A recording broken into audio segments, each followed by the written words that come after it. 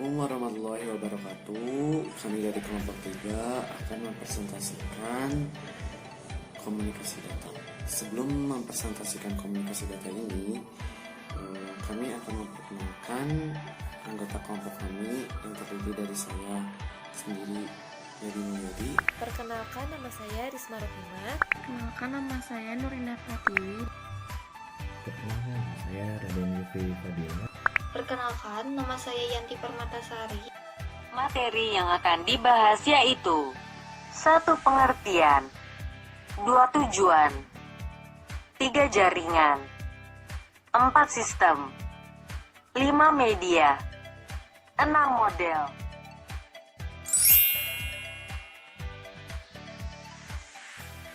Baik, di sini ada pengertian komunikasi data. Pengertian komunikasi data itu sendiri yaitu proses pengiriman dan penerimaan data secara elektronik dari dua atau lebih alat yang terhubung ke dalam sebuah jaringan network melalui satu media. Nah, di sini ada komponen komunikasi data. Saya akan menjelaskan satu persatu. Source sumber peralatan ini membangkitkan data sehingga dapat ditransmisikan seperti server dan komputer. Transmitter pengirim biasanya data yang telah dibangkitkan dari sistem sumber tidak ditransmisikan secara langsung dalam bentuk aslinya. Sebuah transmisi cukup memindah dan memindai informasi dengan cara seperti menghasilkan sinyal-sinyal elektromagnetik yang dapat ditransmisikan melalui beberapa sistem transmisi berurutan. Contohnya, sebuah modem bertugas mencapaikan suatu digital bit stream dari suatu alat yang sebelumnya sudah dipersiapkan seperti PC komputer dan mentransformasikan bit stream tersebut menjadi suatu sinyal analog yang dapat ditransmisikan melalui jaringan. Dan yang selanjutnya, sistem transmisi berupa jalur transmisi tunggal atau jaringan kompleks yang menghubungkan antara sumber dan tujuan, contohnya seperti kabelan dan jaringan telepon publik. Receiver menerima suatu sinyal dari sistem transmisi dan menggabungkannya ke dalam bentuk tertentu yang dapat ditangkap oleh destination atau tujuan. Contohnya, sebuah modem akan menerima suatu sinyal analog yang datang dari jaringan atau jalur transmisi dan mengubahnya menjadi suatu digital stream. Dan yang terakhir, destination atau tujuan menangkap data yang dihasilkan oleh receiver. Data tersebut kemudian akan diterima oleh penerima. Di sini pun ada tujuan komunikasi data. Yang pertama, memungkinkan pengiriman data dalam jumlah besar, efisien, tanpa kesalahan dan ekonomis dari suatu tempat ke tempat yang lain. Yang kedua, memungkinkan penggunaan sistem komputer dan peralatan pendukung dari jarak jauh atau remote computer use, mempermudah kemungkinan pengelolaan data dan pengaturan data yang ada dalam berbagai macam sistem komputer, mendapatkan data langsung dari sumbernya, mengurangi waktu pengolahan data, memungkinkan penggunaan komputer secara terpusat maupun secara tersebar, sehingga mendukung manajemen dalam hal kontrol baik desentralisasi ataupun sentralisasi. Sekian dari saya, akan dilanjutkan oleh Risi. Nama saya Risma Rohimah. Selanjutnya saya akan menjelaskan mengenai jaringan komunikasi data. Berikut penjelasannya. Jaringan komunikasi data itu terdiri dari beberapa tipe jaringan. Yang pertama ada PAN, Personal Area Network. Yang kedua ada LAN, Local Area Network. Yang ketiga ada MAN, Metropolitan Area Network. Dan yang keempat ada One Wide Area Network. Yang pertama itu ada PAN, Personal Area Network, yaitu menghubungkan satu perangkat dengan perangkat lainnya dengan jarak yang sangat dekat dan jangkauannya hanya beberapa meter saja. Contohnya ada laptop dan mouse, yaitu menghubungkan laptop dan mouse menggunakan Bluetooth. Salah satu contohnya itu. Yang kedua adalah Local Area Network, yaitu jaringan komputer yang jaringannya hanya mencakup wilayah kecil. Jangkauannya bisa mencapai 5 km sampai 10 km. Jaringan LAN bisa kita temukan pada jaringan komputer sekolah, kantor, kampus, dan rumah. Contohnya itu dari gedung ke gedung lain yang saling berdekatan. Nah, dalam kehidupan sehari-hari, jaringan LAN seringkali dibantu dengan beberapa perangkat tambahan. Ada hub, switch, router bridge, repeater, dan kabel UTV. Nah, jaringan LAN biasanya terdapat setidaknya satu komputer yang digunakan sebagai server yang mengatur sistem LAN agar berjalan normal. Yang ketiga ada MAN, Metropolitan Area Network, yaitu merupakan suatu jaringan yang cakupannya meliputi suatu kota. Nah, jangkauannya bisa mencapai 10 km sampai 50 km. Misalnya pada jaringan yang menghubungkan pemerintah Kota Bandung dan Kota Bogor. MAN ini jaringan komunikasi dalam suatu kota dengan transfer data berkecepatan tinggi yang menghubungkan berbagai macam lokasi seperti perkantoran, kampus, pemerintahan, dan sebagainya. Yang keempat atau terakhir itu ada One Wide Area Network, yaitu menghubungkan komputer yang meliputi area geografis yang luas, mencakup jarak antara negara dan berbagai benua. Jangkauannya bisa mencapai 100 km sampai 1000 km. Nah, salah satu contohnya itu adalah contoh dari jaringan yaitu internet. Internet merupakan contoh dari jaringan WAN. Menggunakan media bermacam-macam, bisa melalui transmisi seperti telepon, kabel bawah laut, dan satelit. Sekian mungkin dari saya yang bisa saya jelaskan. Selanjutnya akan dilanjutkan oleh rekan saya, Tiwi. Selanjutnya, perkenalkan, nama saya Nurinda Pratiwi. Di sini saya akan menjelaskan mengenai sistem komunikasi data. Yang pertama itu ada sistem offline, yaitu sistem pengiriman data melalui fasilitas telekomunikasi dari suatu lokasi ke pusat pengolah data.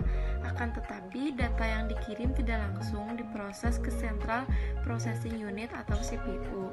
Peralatan yang diperlukan dalam sistem komunikasi offline itu antara lain yang pertama ada terminal.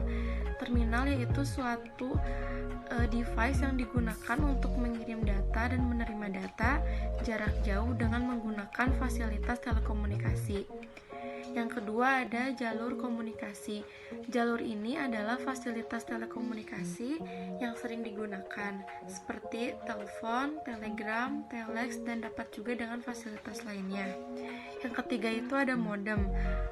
Modem adalah singkatan dari modulator atau demodulator, yaitu suatu alat yang mengalihkan data dari sistem kode digital ke dalam sistem kode analog dan sebaliknya. Yang kedua ada sistem online atau online communication system. Sistem ini adalah sistem data yang dikirimkan melalui terminal komputer, dapat langsung diproses oleh komputer ketika saat kita membutuhkannya. Yaitu sistem komunikasi online ini dapat berupa yang pertama ada real time system. Pengertiannya yaitu merupakan sistem pengolahan data yang membutuhkan tingkat transaksi dengan kecepatan yang tinggi. Yang kedua ada batch processing system, adalah suatu teknik pengolahan data dengan menumpuk data terlebih dahulu dan diatur pengelompokan data tersebut dalam kelompok-kelompok yang disebut dengan batch. Yang ketiga ada time sharing system, adalah suatu teknik pemakaian atau penggunaan online system oleh beberapa pemakai. Yang keempat ada distribute data processing system, yaitu sebagai suatu sistem komputer interaktif yang terpencar secara geografis dan dihubungkan dengan jalur telekomunikasi, dan juga setiap komputer mampu memproses data secara mandiri serta memiliki kemampuan berhubungan dengan komputer yang lain dalam suatu sistem. Sekian presentasi dari saya. Perkenalkan, nama saya Raden Yufi Fadila. Selanjutnya saya akan menjelaskan tentang media komunikasi data. Dan berikut penjelasannya. Media yang digunakan untuk pengiriman data dan jenis data yang dikirimnya antara lain, yang pertama ada kabel unitrans. Kabel ini merupakan jenis kabel yang paling luas penggunaannya karena dipergunakan untuk jaringan telepon. Kabel ini terbuat dari tembaga di mana beberapa pasang kabel diuntir dan dijadikan satu. Berikutnya ada kabel koaksial. Pada jenis ini, kabel utama yang terbuat dari tembaga akan dikelilingi oleh anyaman halus kabel tembaga lainnya, dan diantaranya terdapat isolasi. Dari sudut harga, kabel ini lebih mahal apabila dibanding dengan kabel unitrans, tetapi kualitas yang diberikan juga lebih baik. Selanjutnya ada fiber optic cable. Dewasa ini terdapat usaha untuk menggunakan cahaya sebagai media komunikasi. Data yang ada akan dibawa oleh cahaya, dan untuk menyalurkan cahaya yang membawa data tersebut diperlukan adanya suatu jenis kabel yang khusus, dan kabel inilah yang disebut sebagai fiber optic cable ataupun serat fiber. Ada selanjutnya gelombang radio AM. Sinyal yang berbentuk analog juga dapat ditransmisikan melalui udara seperti misalnya gelombang radio. AM radio yang merupakan singkatan dari amplitude modulation dapat menangkap sinyal pada frekuensi yang sama dan dengan kekuatan dan amplitude yang dimilikinya dapatlah menggunakan informasi ke arah yang dituju. Selanjutnya ada pemancar radio FM atau stasiun televisi. Pemancar radio FM dan stasiun televisi juga dapat digunakan untuk menyalurkan gelombang analog. Dalam hal ini stasiun televisi ataupun pemancar radio FM akan mendiami gelombang antara 54 sampai 806 MHz. Dan selanjutnya ada radio komunikasi gelombang pendek. Dalam hal ini radio komunikasi gelombang pendek banyak digunakan oleh kalangan tertentu, misalnya Polri ataupun kepolisian. Juga dapat dimanfaatkan untuk membawa sinyal analog ke tempat yang dituju. Yang selanjutnya ada telepon seluler.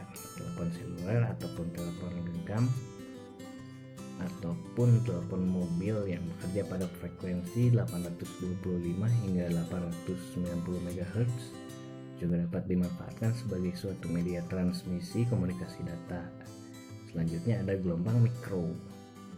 Komunikasi data melalui gelombang elektromagnetik atau udara yang paling banyak digunakan adalah dengan gelombang mikro atau microwave. Cara ini bisa menjangkau jarak yang sangat jauh sehingga banyak kalangan industri ataupun pribadi yang menggunakan untuk memindahkan atau menyalurkan suara, video ataupun data komunikasi. Dan yang terakhir itu ada satelit. Penggunaan satelit dirancang untuk mengurangi biaya pada pengiriman jarak yang sangat jauh. Apabila menggunakan gelombang mikro, maka diperlukan banyak sekali stasiun pemancar bumi yang harus dibangun. Di samping itu juga harus diingat adanya lautan yang memisahkan daratan satu dengan lainnya. Dengan menggunakan satelit, maka permasalahan yang ada bisa diatasi. Satelit secara umum bekerja pada frekuensi antara 2 hingga 40 GHz. Oke, sekian. Selanjutnya akan dilanjutkan oleh Yanti. Selanjutnya saya Yanti akan menjelaskan mengenai model komunikasi data. Berikut ini penjelasannya. Yang pertama, berdasarkan tipe channel transmisi terbagi menjadi 3, yaitu satu arah, di mana dapat membawa informasi data dalam bentuk satu arah saja, tidak bolak-balik. Contohnya itu televisi. Yang kedua, 2 arah bergantian, di mana dapat mengirim informasi data dan menerima informasi data, namun tidak dalam waktu yang sama, alias bergantian. Contohnya itu radio sibil talkie atau yang sering kita sebut HT. Yang ketiga, 2 arah serentak, di mana pengiriman dan penerimaan itu bisa dilakukan di waktu yang sama. Contohnya itu telepon. Yang kedua, berdasarkan transmisi terbagi menjadi 3. Yang pertama itu unicast, di mana metode pengiriman data yang hanya ditujukan kepada satu perangkat saja. Contoh sederhananya itu telepon A dan telepon B saling terhubung, maka telepon C itu tidak bisa terhubung dengan telepon A maupun telepon B. Yang kedua, multicast, metode pengiriman di mana data dikirimkan ke banyak tujuan sekaligus. Contohnya itu pada saat kita streaming audio atau video, tentu banyak komputer lain yang ingin melakukan streaming audio atau video tersebut secara bersamaan. Dengan multicast ini, data tersebut hanya dikirim sekali saja dan diterima sekaligus oleh banyak komputer. Yang ketiga itu broadcast, metode pengiriman yang mengirimkan data ke semua perangkat dengan jaringan. Contohnya itu broadcast di TV dan radio. Yang ketiga, berdasarkan konfigurasi jalur transmisi terbagi menjadi 2. Yang pertama, point to point, di mana salah satu perangkat yang disambungkan ke satu perangkat saja, baik menggunakan perangkat wireless maupun menggunakan kabelan saja. Contohnya itu koneksi antara sebuah laptop dengan laptop lainnya menggunakan kabel cross. Yang kedua, point to multipoint, di mana koneksi antara beberapa perangkat atau lebih dalam satu lingkup jaringan yang digunakan bersama. Contoh sederhananya pada warnet dengan menyediakan koneksi internet antar perangkat yang terhubung ke access point dalam satu lingkup wilayah yang sama. Sekian dari saya, terima kasih. Terima kasih atas perhatiannya. Kurang lebihnya mohon maaf. Assalamualaikum warahmatullahi